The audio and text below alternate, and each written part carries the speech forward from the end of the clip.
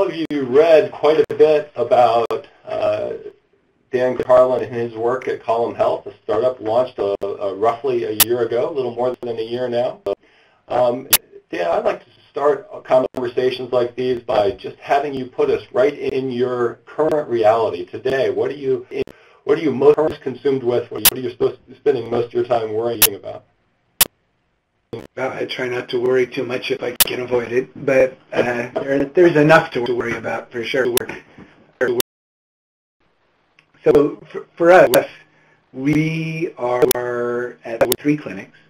We've got about 800 active patients, and if something worries a doctor is generally that. It's that we've started this operation, we've got people who depend on us. No matter what else happens, we've got to get the doors open every day, we've got to get the appointments scheduled, we've got to get the doctors in, we've got to get prescriptions written, therapy happening, that whatever the momentum of the business, the obligation now is that we continue to provide the kind of care that we promise people. Yeah, sounds very startup-like. Yes, indeed. Got to make sure the trains are running on time first and foremost, that patients are being taken care of. How about a little bit longer term? What do you hope to accomplish over, say, the next year? Like I said, with 3 clinics open, we've got a pretty good handle on Metro Boston. So we're in Arlington, which, if anyone's interested, we can talk about why Arlington, but it's not a great story. We're in Davis Square, which gets us the red line, and so that goes, for folks who don't know Boston, that gets us a kind of a swath of the city. It's a radial train system, so each line is captures a sort of a swath that goes through the city and out both sides. And then we're in Brighton, which gets us a bit of a more urban area along with the Green Line. Next steps are a few more clinics, and that's going to be, I would assume, what I would answer what's next for about the next 5 years of my life. A few more clinics at a time. The plan is to go north of the city and south of the city and then try to get something out on the Cape. That's fantastic. I love the growth ambition, and certainly that's something we're going to spend more time talking about as we progress into the hour, about what that's like and what you have to do to go from a clinic to 5 clinics to someday 50. I think that for a lot of people that don't deal with addiction every day, this is a world that is unfamiliar, and I think it's probably worthwhile for many of the people who have joined us today to sort of help us walk in the shoes of the patients that you see every day.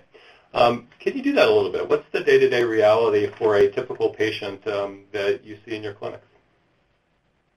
Enormously variable. I think if you ask that of a primary care doc or of a psychiatrist, they would say that there are not common threads necessarily that bind folks together who end up in this situation. What do they have in common? They're for the most part, though not exclusively, addicted to something. For the most part, those who have addiction are addicted to opiates. For the most part, they're using heroin when they come in. I don't think it's a surprise to anyone on this call or anyone who would join us here to think that a bunch of factors coalesced and led to a very odd bubble in prescribing of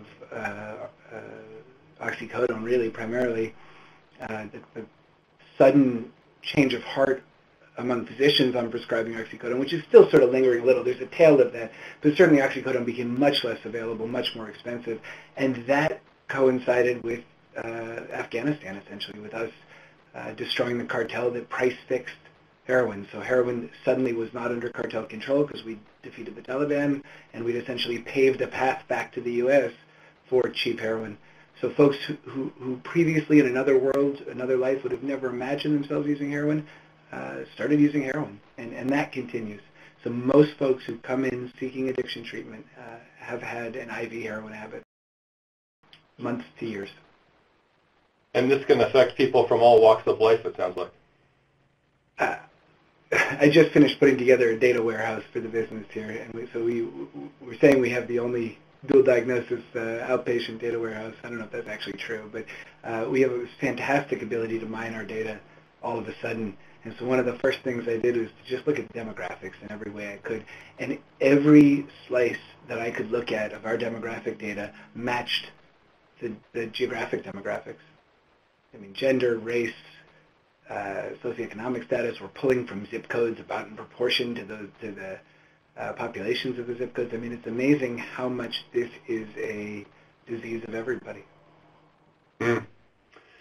What are some of the things that someone who's challenged by addiction is likely to experience the first time they decide to seek treatment?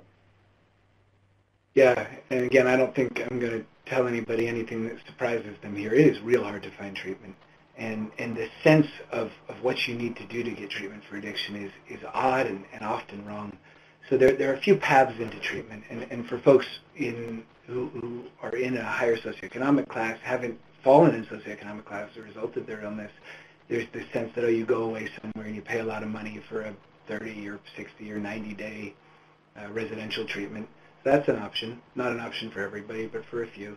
As you move down the socioeconomic ladder, other treatment options become available. So folks will, at the very bottom end, there was actually an NPR story yesterday about folks who've been using Massachusetts Section 35 laws to get themselves committed to free treatment in a more forensically oriented treatment setting.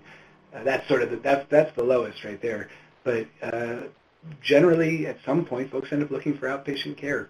A big predicate for what we've done here is that outpatient care works, and it works without having to go through a period of residential or detox, that ultimately dual diagnosis and detox treatment is appropriate in some cases, but many of the folks who end up in those treatment environments, which are quite costly, probably don't need that. And the reason they're in that costly treatment environment is because they couldn't get into more appropriate outpatient treatment. So one of our precepts here really is that if you can provide no waiting list outpatient care, very rapid access to buprenorphine prescription for folks who are appropriate, or Vivitrol or whatever else, that you actually reduce the street value of the drug, right? There are a lot of folks buying this stuff in the street just to hold themselves over while they're on a waiting list. There are folks dying of overdose on waiting lists. So the access to care in this disease is just terrible.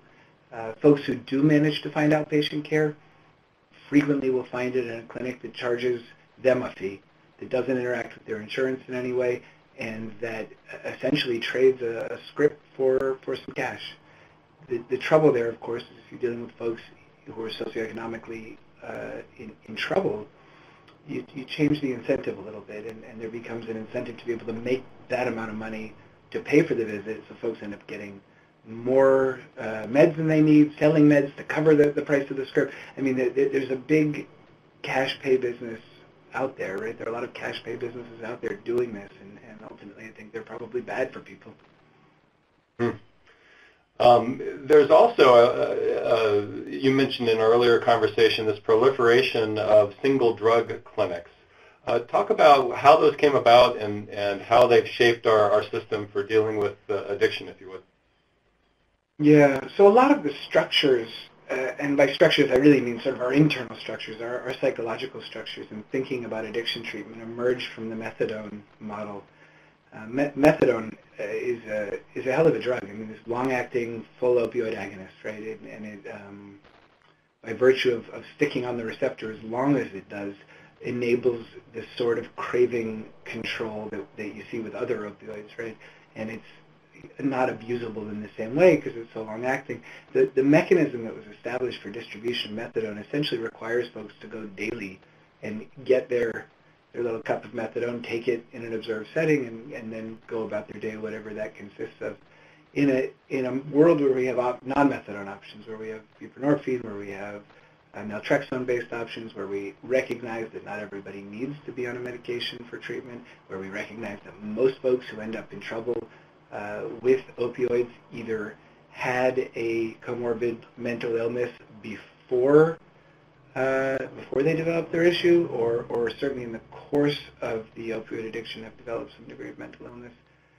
Recognizing all of those things, we sort of think about this model of show up to a drug clinic, show up to a methadone clinic, maybe not being super appropriate anymore. Despite that, when I talk about cash pay clinics, what we're really talking about are people who call themselves Suboxone clinics, and I don't hesitate to say that that's absurd, that we're talking about a complex, multifactorial illness that carries many comorbidities. To show up to a place that has already decided the appropriate treatment for you by virtue of you appearing at the door seems problematic at best. Certainly, having the chance to get to know you a little bit, I've learned you're a man of many talents. You get involved in many things. Tell me a little bit about some of your earlier experiences that made you want to commit so much of your time and talent to this particular problem. Yeah, well, so I'm trained as a psychiatrist, I'm an addictionologist, and I'm a medical informatician.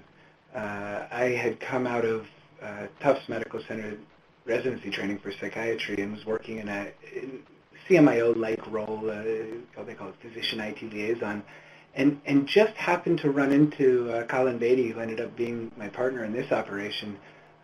And this emerged from conversation, an examination of the landscape. I'd been treating folks in a commercial clinic for a couple of years toward the end of residency, so I certainly saw that when you treat addiction as the explicit focus of treatment, it's not as difficult as people imagine it to be. The patients often do quite well, so it's very rewarding, and it's often done in these terrible environments. So we very quickly came to the idea of building insurance-supported addiction clinics that felt like a place people would want to go, not a place they had to go.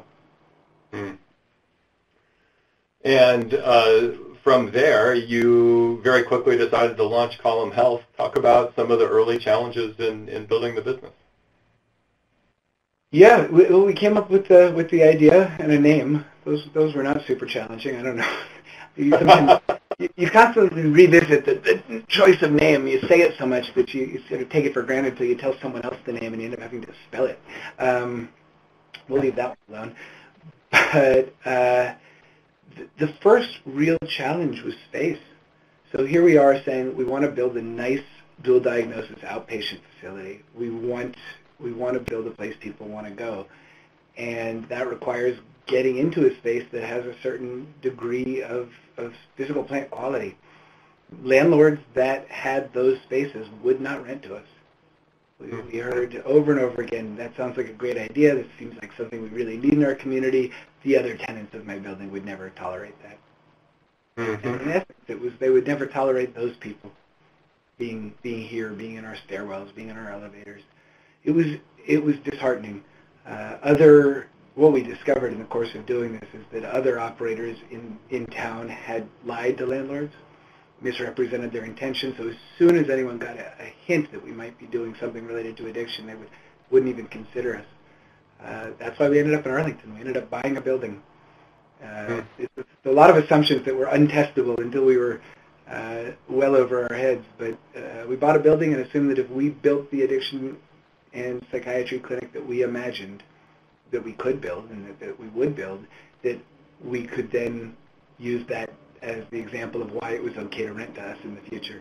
And so far that's borne out. We've rented 2 additional spaces now that we've built our own place, but it was almost a year of trying to rent space, trying to lease space, finding eventually the space that we wanted to buy, buying it, renovating it. And this was a really gradual process, and we imagined we could do this a whole lot quicker. You know, I get the power of creating a space that people want to be in and want to come to appointments in, want to come to group therapy sessions in, but I know that your theory is more complex than that. So elaborate a little bit more on how the Column Health approach to addiction treatment is different from what patients experience elsewhere. Yeah. Well, I'm proud to say that we haven't done anything innovative. I don't think that we've done anything that other people haven't done, haven't thought of. I don't consider myself innovative. What we did was very incremental and essentially represented bringing together a suite of services that provide essentially what we would consider the full suite of services to someone suffering from mental illness and addiction. So we provide MAT, medication-assisted therapy, which is buprenorphine, Vivitrol, and other medication support around addiction. We provide psychopharmacology, which is traditionally what you think of as psychiatry. We provide psychotherapy, individual psychotherapy, and group psychotherapy. And for folks where family dynamics or relationship dynamics are relevant, we provide couples and family therapy. We do some case management. We help folks get on insurance. We help folks get on the right insurance, the best insurance for them. So that's a big part of the bundle for the patient experience. From the business side, it was really important that the entire thing was modular and cloud-based. So we use best-in-class products. We did a lot of down selects around all of our products. Almost everything that we do is done from the cloud. Our phone servers are in the cloud. I mean, everything. So to open an additional Column Health office, you need an internet connection. And so that's a big part of this, which is that all the central business office operations can be centralized. The things that can be distributed, we can do in a distributed way. And then data is the last part, right? I'm a data guy. And so we do everything electronically. It's all EHR as much as possible. We have a paperless office. And like I said earlier, we're a data warehouse where, in essence, all of these data can be integrated from everything from our Google AdWords hits and Google Analytics of the website through all of our phone operations data through the EHR data. And all of those can be integrated and evaluated in concert or individually. You know, what I'm hearing at the core, first of all, I love the way you say, I'm happy to claim that nothing I've done is innovative. Basically, we put all the services that a patient needs to recover from addiction under one roof. And I got to tell you, every single person that we've hosted on this program, this monthly program, could have said it the exact same way. There's nothing here we're doing innovative. We are elaborating on some fairly common sense principles to deliver care in a better way than you can find elsewhere. The answer to the follow-up question is not always the same, though, and the follow-up question is, if that's the case, how come Column's approach to care doesn't already exist?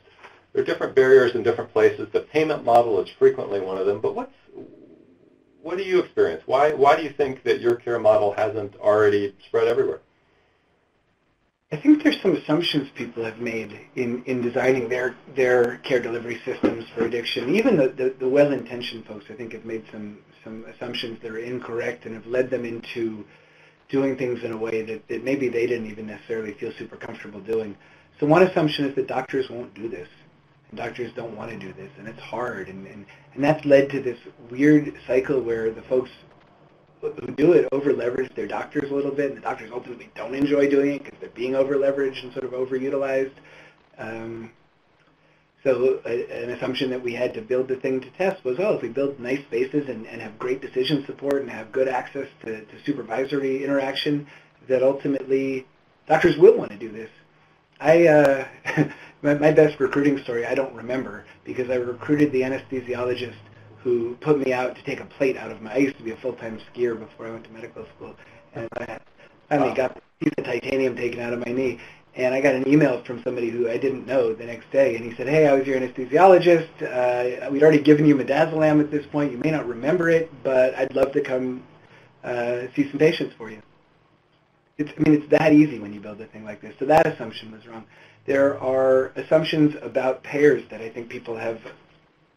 So we've sort of internalized sense that the payers and the providers aren't aligned. And I get it. Look, I've had to have those phone calls too, and there are certainly times when payers and providers aren't aligned.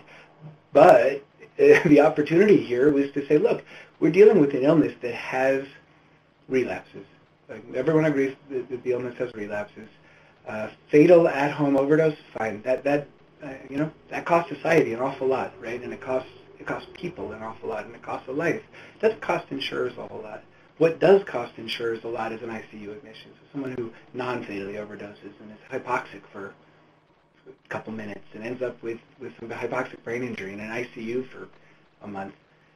Preventing one of those pays for my entire panel for a year.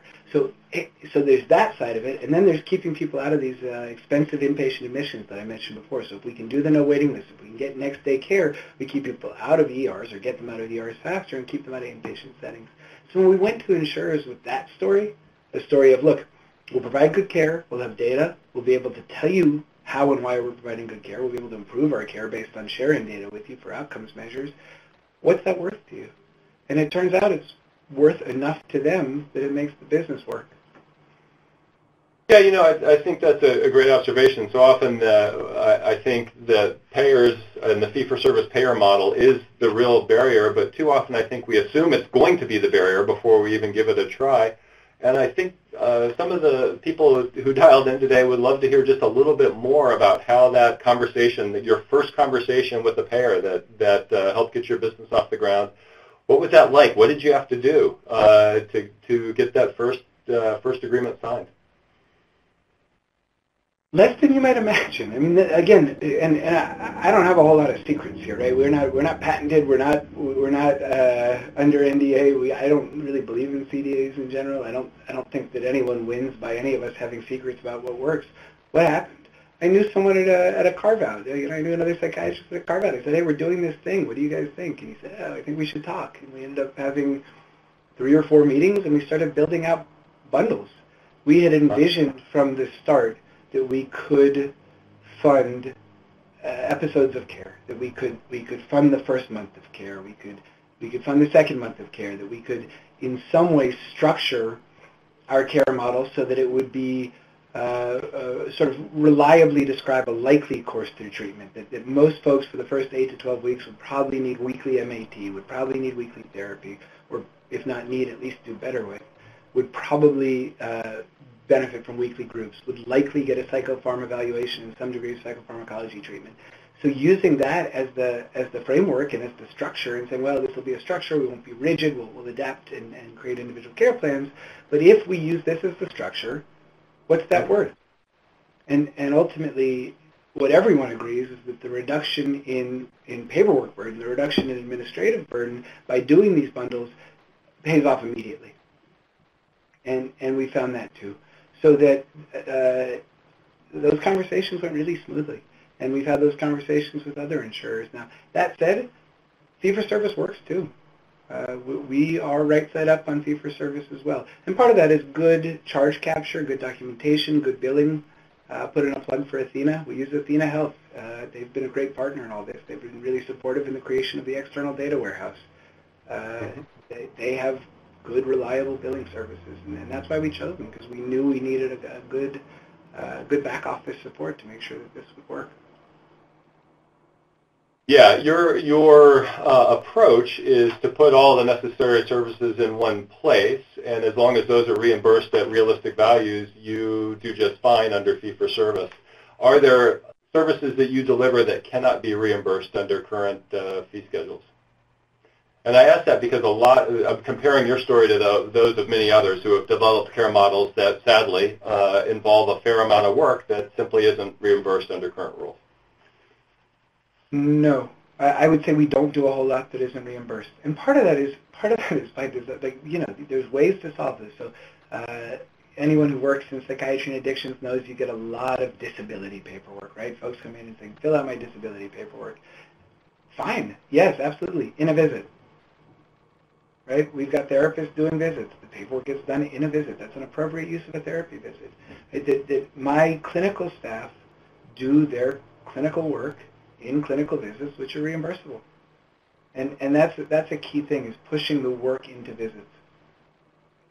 We do on-site blood draws. We do on-site urine collection. I'll highlight on-site blood draws because we screen everybody for hepatitis when they come to the door. We screen everybody for HIV when they come to the door. We do STI screening because it's a really good idea.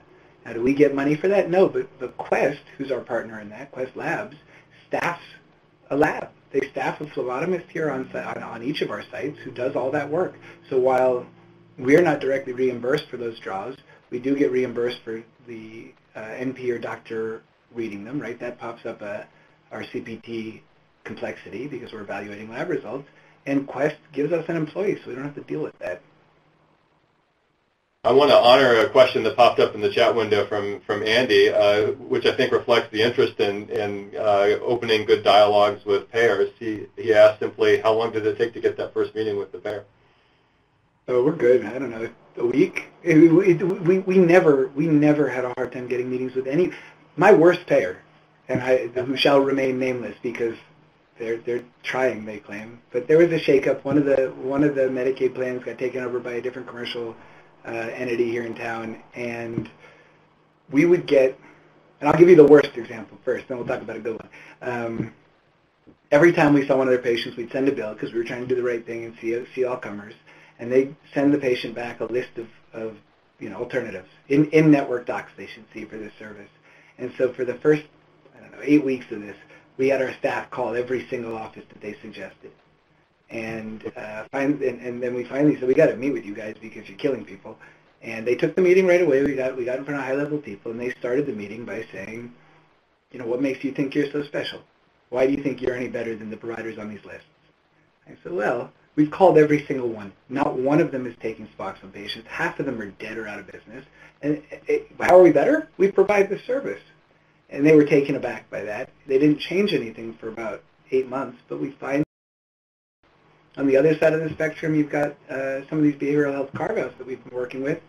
Optum and Beacon are good examples where they have been nothing but supportive. They've been at the table with us, designing bundles, trying to think through outcome measures, and really making the effort to make sure that we're working in lockstep to ensure that their patients get the best and best from an efficiency standpoint, but also best from an effectiveness standpoint.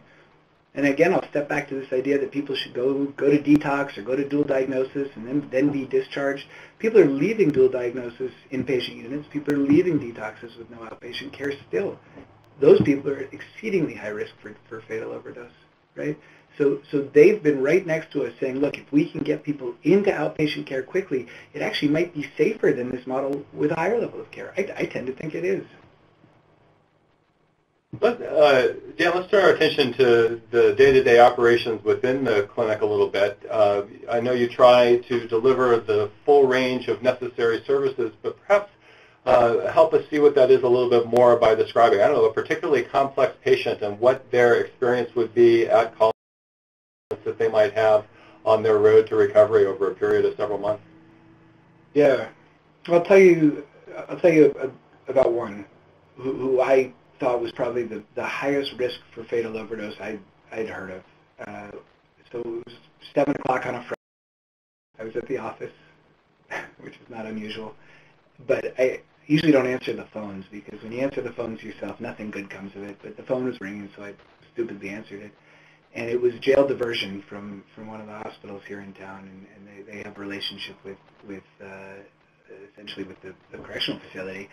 And a gentleman who'd been in that facility for a few weeks was looking at a Monday discharge. And he had come to their attention because this is someone who had ended up in ICUs multiple times for overdose. Kind of a nihilistic guy about all this at this point in his life. He'd essentially given up. And for folks who have worked with people with addiction, there's this sort of odd fatalism, almost resembles an antisocial personality that can emerge from the constant pursuit of substance, that the illness really drags people into places that their underlying personality might not. And so we got him in Monday. He was in on Monday for a therapy intake in the morning and an MAT intake with the doctor in the afternoon, and he had a cyclopharm intake, I think, by the Wednesday. And then was in weekly care for 12 weeks, where he was seeing all three of those people plus in a group for the next 12 weeks. At that point, his sort of underlying personality had emerged, and he was a real person who really wanted to live and really saw the prospect for living, and was ready to space out to every 2 weeks. So that's the progression, right? You go from weekly everything out to every other weekly everything, and you see how folks do. And folks who can tolerate that for 8 to 12 weeks, well, then they can progress to monthly. But that's the progression for the patient, and that's about as complex as it gets, right? So let's say he's screened positive for HCV. Then a part of that early bundle would be an explanation of what that means and a referral to a hepatologist. Screen positive for HIV, similar, but to an ID doc. Other abnormalities in the labs, right? We constantly are finding what you might call primary care abnormalities in the lab that don't necessarily get treated in a psychiatry or addiction setting, but we can refer people to PCPs and get people back into regular care. I remember from our earlier conversation that one of the things you really put an emphasis on is making sure from the first visit that you can gain a high level of commitment from your patients that will carry them through 12 weeks of pretty intensive therapy. Talk a little bit about your strategies in those early meetings to get that level of commitment. Yeah, and this is, again, not innovative, but it works. And a big part of the early, look, there's a lot of religion in addiction treatment.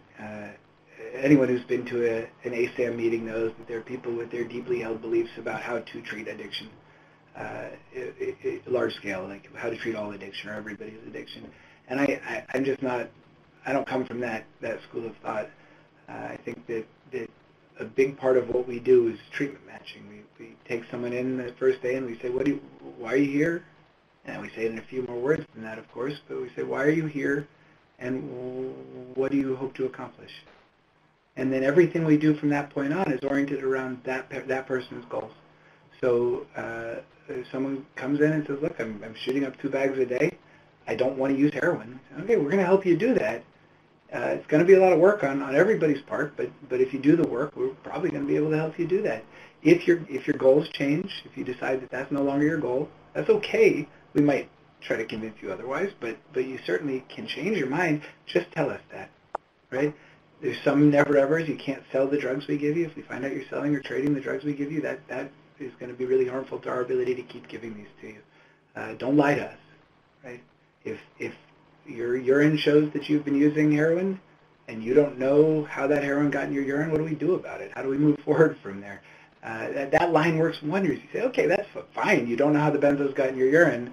How are you going to keep them out next week? And so there's an element of self-selection, of course, right? So we get patients who know what they're coming in for and really want to get better. But I think also, and again, I'll come back to place and to staff and to the way our folks are.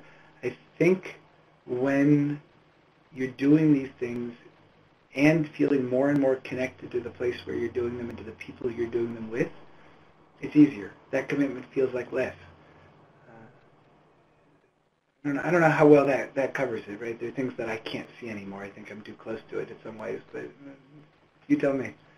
It sounds like part of what is so powerful in maintaining the commitment that you gain is the group therapy sessions. So talk a little bit about what happens in those sessions and why they become so powerful for your patients.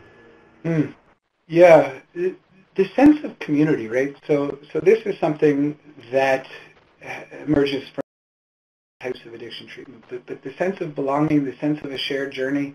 The groups are mostly for folks who are new to the system early in treatment, so a lot of it is just shared reflection on the experience of trying to get better, the experience of dealing with the illness, the experience of going back into environments where maybe at one time or another you could not use, where the illness was so activated that it was impossible to be there. As a community-oriented, and this is another, I think, really important point. So I said, for high socioeconomic folks, there's always this option. You can run off to Florida or California or Arizona or wherever, spend $30,000 a month and get treated. Where are you going to go after? You're going home after, right? Or if there is a home left, or you're going back to the community that feels most like home. People fail. They get home, they get back to the old triggers, the old people, the old text messages start coming in from the guy who makes money off your drug habit. By virtue of being in the community, and our model allows this, right? So we're not about big clinics, we're about small community clinics that are close to where people are. By virtue of being in folks' communities, we're treating them in the environment where they're ultimately going to have to be able to be successful. These groups allow them to build a new set of social structures, a new set of social relationships within that community. These are folks, often in the clinic, folks who knew each other in high school, right? Someone will run into someone in the waiting room and go, oh my God, I can't believe this. It's so good to see you again. And everybody knows why everybody else is there. But it's in a nice place with nice people who are trying to help you do better and to achieve your goals. And so the very fact of running into someone in an addiction clinic, running into someone in a Suboxone clinic should be like this horribly embarrassing thing in the stigma model of the problem. In our model, it's an illness. And so the same way you wouldn't be embarrassed to run into someone in the waiting room of a chemotherapy infusion center, right? All of these things help to break down the self-directed stigma, and if we're successful, the stigma that crushes in from the outside. Thanks, Dan. I want to also honor a question that came in advance of today's session about women during pregnancy and their addiction treatment and what complications may be involved in succeeding in that particular circumstance. Yeah, and this gets into another one of my little things, which is people are afraid of liability, aren't they? And it's even now, there are plenty of Suboxone clinics that won't treat pregnant women.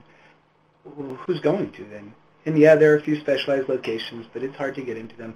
We treat pregnant women. We treat pregnant women willingly and eagerly and happily, and we've seen healthy baby after healthy baby now. I've been doing this for 4 years and have worked with women through a number of pregnancies, and to see someone come in who's remained free of the substance that they were using previously and is tapered down on MAT or off of MAT with a healthy baby and having sort of rebuilt a life around that is an incredible thing. So there are considerations in pregnancy, right? That's true in psychopharmacology, and there was just an article, I think, in JAMA Psychiatry in the last month or two suggesting language deficits with SSRI use during pregnancy. You try to minimize the med load, you try to minimize the med burden, certainly for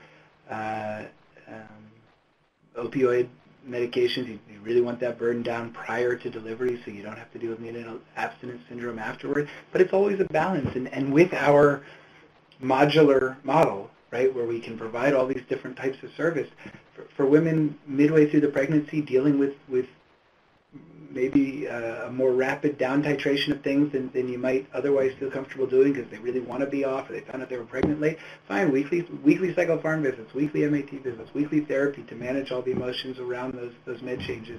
Ultimately, it's just like anybody else. Why are you here? What's your goal in being here? How do we support you in that goal?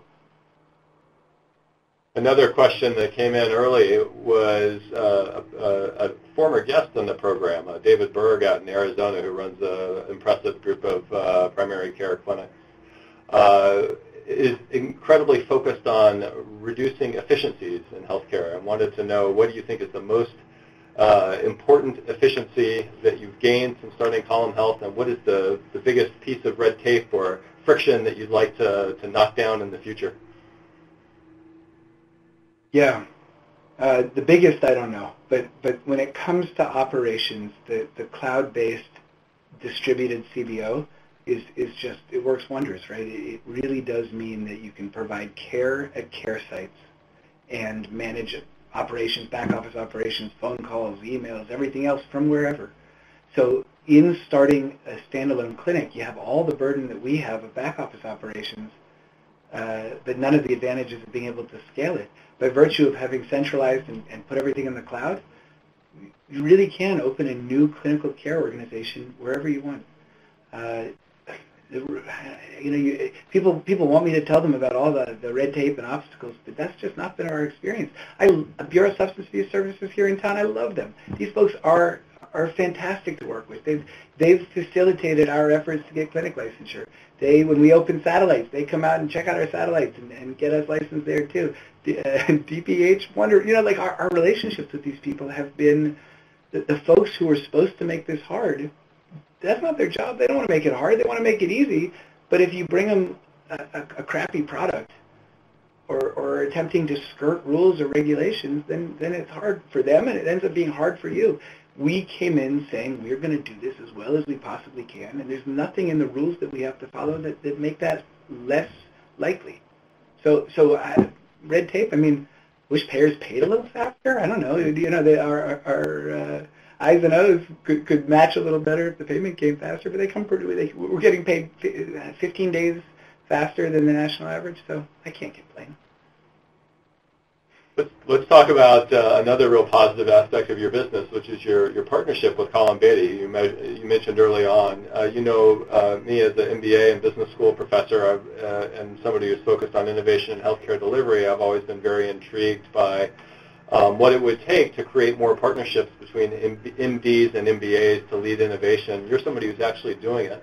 It sounded like the beginning maybe was luck, but what has made your partnership work over the years that you've been together?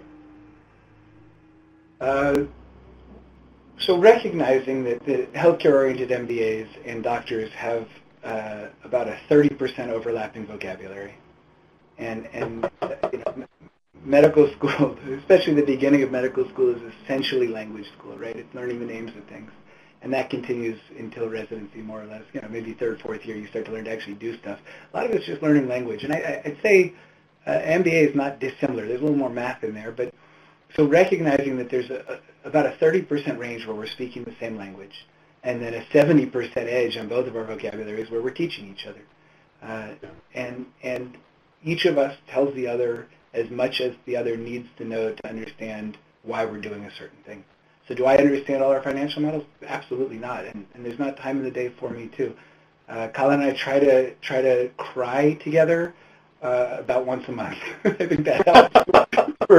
We're perfectly willing to cry in front of each other, which is helpful. We have fairly compatible styles and personalities, and where each of us has deep and persistent flaws, which we do, we tend to offset each other's pretty well. So yeah, good luck.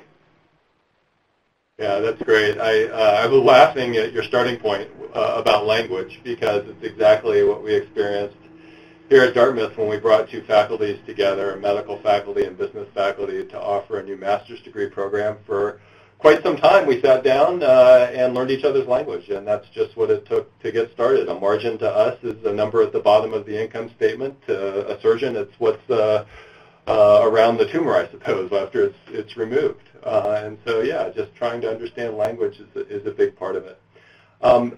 I know your growth plans are ambitious. You're talking about expansion across Massachusetts and then beyond. I've got a couple of listeners who are particularly interested in any thoughts you have about what might have to change if you are to operate in rural communities. Any immediate reaction there? The rural problem is tricky, and that's one that we don't have experience with yet. We haven't done this yet. What do I think, though? And I can help you to try to understand a little bit about why I think it's not intractable, and why we'll go there, and we're gonna try to do it. It's the physician willingness problem, I think, is the one that strikes me the hardest. So that I don't know what I was reading today, but 2% of U.S. physicians are licensed to have an X license, so that means they can write buprenorphine scripts. And the surveys of docs asking, why don't you do this? Look, there's an everyone. So if you do alignment surveys and say, what's the problem here? Everybody says the same thing. There's not enough people willing to do this. Well, why aren't you willing to do this? Well, I don't have the training. It's hard. And then the one that really gets me is I don't want those people in my waiting room. And you want to grab people by the shoulders and just shake them. They're already there. They're in your waiting room. These are the same people. These are not some set of folks that you don't see anyway that aren't there. And so the stigma runs so deep around this whole space. There's a stigma against me, right? I run an addiction clinic. Therefore, I am thought of differently in the world. Against docs with X numbers. There's a stigma against buprenorphine providers. Now look, some of that's earned, right? There were some bad actors in this area. There was the opportunity to do things in a way that was suboptimal and that deservedly gets looked down on. But a lot of it is that this illness, and I'll keep saying illness, and I'm hitting that point hard because I think we need to be clear on that. Look, I understand why it's hard to think of it as an illness, right? Here's a disease that causes complex, often illegal and destructive behaviors. And not a lot of diseases like that. So I get it. I get why it's hard to think of it on a societal level as an illness, but we have to. As the folks driving this field, there's no choice. We have to, both epistemologically because it's accurate and because it's functional to do so. So if you sort of take that concept and really work with the illness model and the destigmatization, and again, you show places like the place I'm sitting in now, and say, look, this is how it can look. A lot of medical training, and here's another thing, I'll give docs this. If you're not treating addiction is incredibly difficult. So if you're an ED doc, or you're a primary care doctor, or you're a pain doctor, I get why addiction's hard, right? If someone comes into the ER and says, look, yeah, I have crushing substernal chest pain, the only thing that helps is oxycodone, and you end up giving them, you end up having to do a full cardiac workup, and you're waiting for enzymes to come back and all this, I get why that's not great, and why folks have developed over the course of their practices an attitude towards addiction that is consistent with that experience. What we're spreading, and the reason we have such an easy time getting doctors and therapists and nurses to do this with us, is that once addiction is the reason for treatment, it's not that hard. And the drugs work incredibly well. Buprenorphine is probably the most effective drug in all of psychiatry. And ultimately what you're doing is you're treating a psychiatric illness with drugs that are tremendously effective, with a set of other services that are tremendously effective, and it's a psychiatric illness that has a lab test that tells you about the outcome. This is truly, in psychiatry, the easiest illness to treat. You don't have to be a psychiatrist to do it. You don't need fellowship training to do it. So by virtue of spreading that sort of gospel, the destigmatization, the illness model, particularly tools like the ones we're building out for decision support and point of care, ability to reach out to supervisors and get advice right from the EHR at the point of care, I think that the solution to the rural problem, we've had this conversation with folks from Vilsack's office as well at USDA, but the opportunity here is you get those docs out there to say, yeah, you know what, this is something I am willing to do. And even better, you say, well, this is something I'm willing to do in my very own office. So we don't need to build a new office. All we need is to go to the different website that is your EHR, and you'll do my billing for me. And so if we can activate little tiny column health, this has been part of the plan since the start, little tiny column health in existing MD offices. I think that may be the solution. We also have conceptualized of something like RV and truck delivered care for very rural areas where there really isn't penetration of doctors. So imagine a different town every night, repeated weekly. I'm looking at you right now. We're on a webinar, and I can see you pretty darn well. I can pick up on your facial expressions. I'm wondering if part of what you're imagining involves a lot of conversations online, either between Column and some local clinicians, or even Column professionals and patients in rural locations that can't get to a clinic very easily. Yep, no question. Tele-psychiatry, tele-addiction is coming. I don't hit it hard because we're not doing it yet, and the reason we're not, and so I guess if you want to talk about one area of payer relations that could be a little better, it's really tough to tell how to get paid for telepsych. And so that's something we're just because of operational bandwidth and physical expansion, we haven't hit that as hard as I'd like. But absolutely, yeah, teletherapy, telepsychiatry, telegroups. All of this is right there in the realm of possibility, and we're right on the edge of activating some of it. We're even talking, there's some startups that look at remote urine collection. So could you get the tox without having someone come into the office? Could you? And yeah, there are mechanisms for that. So in 3 to 6 month space, shifting visits out of the clinic and into the tele space, absolutely. Not all of them, though. In the near term, it'd have to be all but one, because we do need the person to come in and give us some urine or some saliva. But longer than that out, there's some thoughts around that. Can you take the whole thing and put it off-site?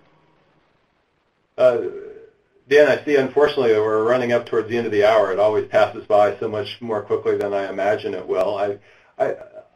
I have a lot of people on today and people who will watch this video later on who are interested not necessarily in addiction issues, but in some other innovation in healthcare delivery. And I wonder if you could generalize for just a second and perhaps impart a word of wisdom or motivation, either one, to those listeners who want to make the system better.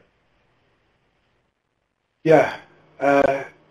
Structure without rigidity. That has been the thing we keep falling back to. When we get into trouble, it's because we're unstructured or we're too rigid. And so being able to think of, here we're talking about addiction, which is now probably phenotypically how many different illnesses. Even opioid addiction is probably phenotypically 10 to 12 different things, right? But the ability to manage those unknown phenotypes with a limited number of structures to break down what might be a lifetime of care into discrete episodes so that you can bill for an episode rather than fee-for-service. I think that's applicable to a lot of other illnesses, right? Relapsing, remitting illnesses that are monitored by labs that have a medication component to their treatment and may have other components. I think you can sub in modules here. We're thinking about this from a primary care direction too. So could we do a night a week of primary care in our clinics? We're thinking about it in terms of HCV management. And I've actually got one of my favorite people from residency, actually, it was a pediatric gastroenterologist who's interested in doing some HCV work for grown-ups. Could we build that into our model of care? And for all those things, it's a matter of, well, where are we allowed to do it? How are we allowed to bill for it? And if those things can be worked out, which they can be, then you add that into the care too. So I don't think this is in any way specific to addiction, what we're doing. It's just really needed in addiction, so that's where we are.